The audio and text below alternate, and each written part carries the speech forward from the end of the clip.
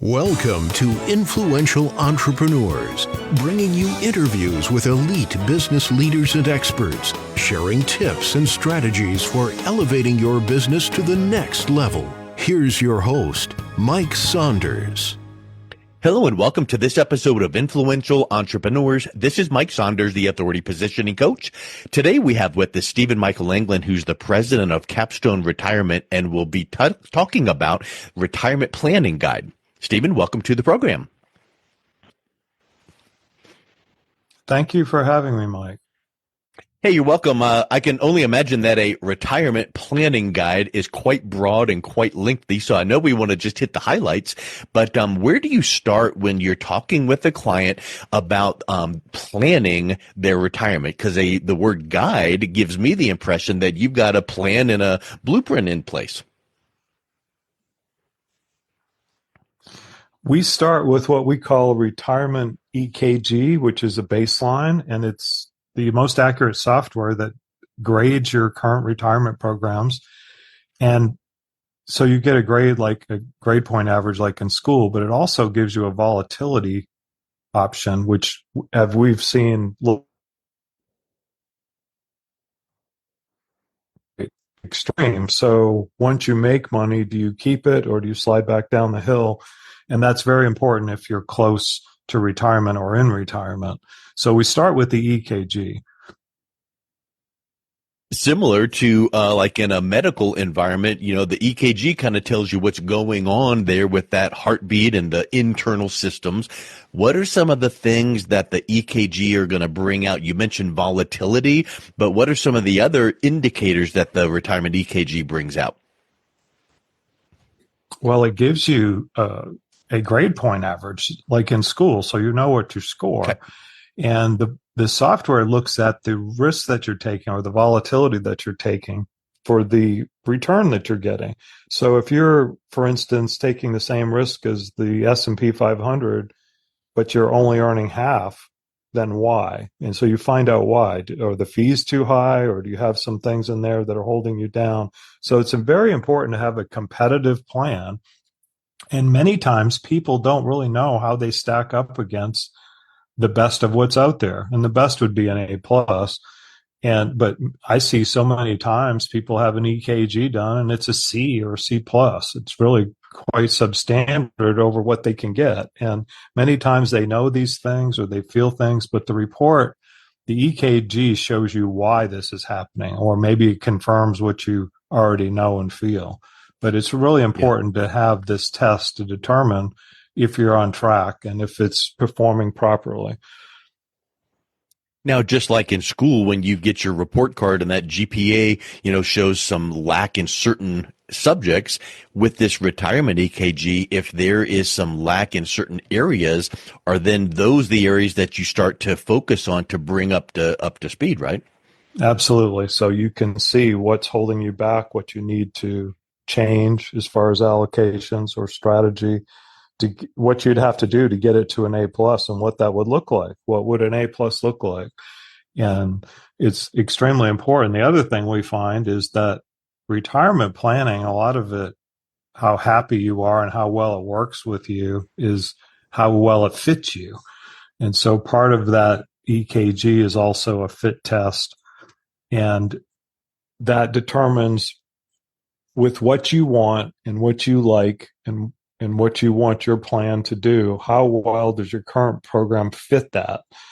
And it is comprised of 7 questions. That's, again, is quite enlightening, because do you want something that doesn't fit what you're trying to do? Then the most likely outcome is it won't happen. And so if your plan fits what you're trying to do, what the risk, if the risk is in line with what you want to take, if you're getting the returns you need to live the lifestyle you'd like to live. But we find many times that fit test is off as well. So again, that's something that needs to be checked. kind of reminds me of kind of like a stress test, like the retirement EKG shows where some lack is. But then when we start diving in and we go through this fit test, what's that going to do to, your expectations, your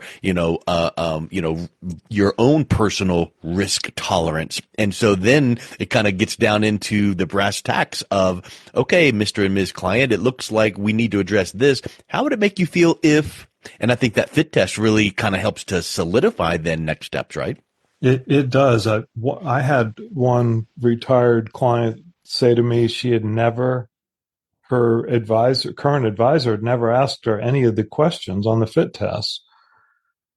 And Wow. I was amazed. But I guess that happens. Sometimes people may manage your money, but there's no volatility control, for instance, on what the EKG would point out, and that the fit test has never even been performed and the question's never even asked. So, well, it kind of makes you then think that other advisors that take that approach, they're just kind of going, here's this template that I do for everybody. Here's yours, here's yours, here's yours. And that's nothing personalized. So the fit test really will help personalize it to what they're looking to accomplish. It's so true, Mike. There's some national groups that they're controlled by the head of the company on what they offer for programs, and they may not have access to all the tools in the tool bag to help the client, and they very much are cookie cutter. I have seen the same company with different clients, different ages, in many different states, far apart, but they all end up with the same grade, and they're almost the same type of plan. So that would be what we would call cookie cutter. And you definitely want a plan that fits you and that's customized to you. 100%. Yeah. For sure. You've mentioned a couple times risk and volatility. And I know that the retirement volatility score is part of your planning guide. Talk a little bit about that. Volatility is so important when you're close to retirement or in retirement, and having that volatility control or stop loss just makes you more money. So you think about if you have a year where you make 20, 25%, but those gains aren't in any way locked in, and then the next year things are down, you just slide right back down the hill. And so in retirement or close to retirement, you need consistency. And we've seen that on charts and graphs, it can be several $100,000 difference over a period of 10 years to where you have this volatility control and have consistency versus just riding the ups and downs. And then the other danger is if you're close or in retirement, if you had a financial meltdown and like 2008 and it took 6 years to get back to where we were, that could destroy your retirement. So you not only avoid the big problems, but even in the normal, I think one of the fiduciaries I work with told me that history, 90 some years of the stock market, every 3 years on average, there's an adjustment of the markets. So we know that it's like an EKG, it's a roller coaster ride. You make money over time, but the ups and downs hurt you in your retirement. So what you try to do is have more consistent returns and avoid those downturns as much as possible. And I've heard some statistics where if you have a big year and then a really low year and you think, oh, the low year, and it takes me this much time to catch up. And I know that the numbers would kind of support exactly what you're saying is closer to retirement, you don't have the runway. But I would think that there's another aspect that is huge to factor into the volatility score, which is your peace of mind. I know for me, I wouldn't want to see the roller coaster. I don't want to see big downs and drops and hope it comes back. So talk a little bit about when you have addressed the risk and volatility the right way, how that gives the peace of mind to a client to know that their retirement is on track. Well, when you think about your retirement money, and all the people I talk to are either close to retirement or in retirement, but it really represents what they've worked and saved for 20, 30, 40 years. So it represents a lifetime of work. And so you want to protect that. The way I describe is you want to put guardrails on it or some of it so that you minimize the downside. And so with the EKG, it shows what you're trying to do to get the score higher is to narrow there's a range from how much it can go down to how much it will grow your returns. And you want to narrow you want to minimize the downside, but make as much money on the upside as possible. And so that's what the grading accomplishes. And I don't think people realize, especially in retirement, if you're taking income, and even if you're not taking income, you're forced to at 73 on retirement money to start taking money out. And taking money out volatility is much more of a factor, because if markets are down and you're taking money out, then it hurts you in a more dramatic fashion.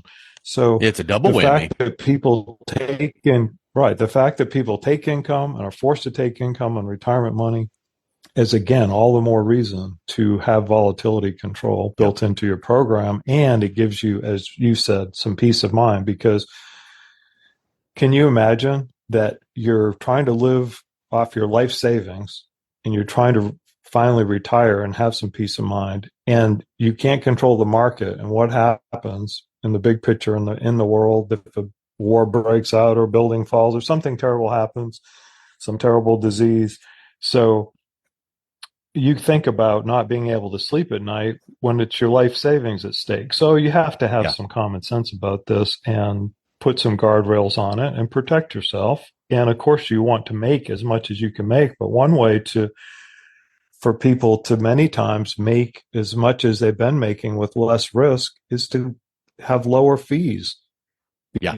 Because that's one thing that's really happened in our industry, and it shows on the EKG. A lot of times people can cut their fees in half and they don't even realize it for the same or better planning. And I see it all the time, almost every week, where fees are too high. Yeah. That's huge. And, you mentioned also when it's time to start taking money out of the accounts because of the required minimum distributions when you hit that certain age. At that point, now there's another aspect to think about, which is taxes, right? So how do you help people address that? We have a tax savings report. It's basically a one-pager that takes the latest tax strategies that are legal and legitimate, like a backdoor Roth or whatever it might be.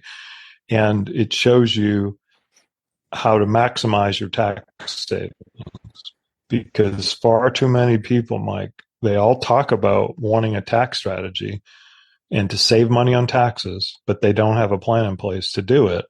And ideally, if you're in your 60s, you'd like to get all that money over to a tax-free status by age 73, so you don't have those forced required minimum distributions. But I just really believe the tax strategy the tax savings is one of the biggest things, because retirement money, most of it, what I see, most people have most of it in pre-tax and not in Roth. And all that pre-tax money is heavily taxed. I just spoke with a gentleman that said he had, I think, around $300,000 with a major firm, a big name firm, and he said he took $30,000 out, and he said, you would not believe what I had to pay in taxes on that money. See, people don't think about it's ordinary income taxes at the highest rates, federal and state. It's not because the government's never gains. gotten any taxes on that in years past, and now when it triggers, it's time. Right. So what I see that people need to do is run this EKG. If you score an A or an A plus and it's all set, fine. But if it's off, what it scores and what you can do to improve it. And the fit test determines how well your plan is going to work out and it fits what you want. And then the tax strategy, of course, try to save you're going to need to save all you can on taxes, even if it's filling your tax bracket, which is a little simple strategy that everyone should do if you're under age 73. Fill your tax bracket at least to get some tax savings. But far too few people, they may have just talked about it in a broad way or read about it, but they have no idea what their numbers are. Yeah. If you're age 73 and older, it's not going to help you. So you have to be under that age for it to help you. But if you are, you certainly need to look at that and see, what is it going to save you? How much? And, will it really help you? And if you don't have a plan in place, get one in place and have it start working for you. I love it. Well, Stephen, you've been bringing up some really powerful things to keep in mind. I love how it's like, if you just take that EKG and see where some opportunities are and then have that fit test, and then we can polish things up. I think that just really gives people a clear direction of moving forward. So if someone is interested in getting more information and having that EKG score created for them, what's the best way they can reach out and connect with you? They can email me, Stephen with a V, Stephen at capstoneretirement.com. It's probably Excellent. the best way, Mike. Yeah. Excellent. Well, thank you so much for coming on. It's been a real pleasure talking with you today. Ben, thank you for having me today, Mike. You've been listening to Influential Entrepreneurs with Mike Saunders. To learn more about the resources mentioned on today's show or listen to past episodes, visit www.influentialentrepreneurssradio.com.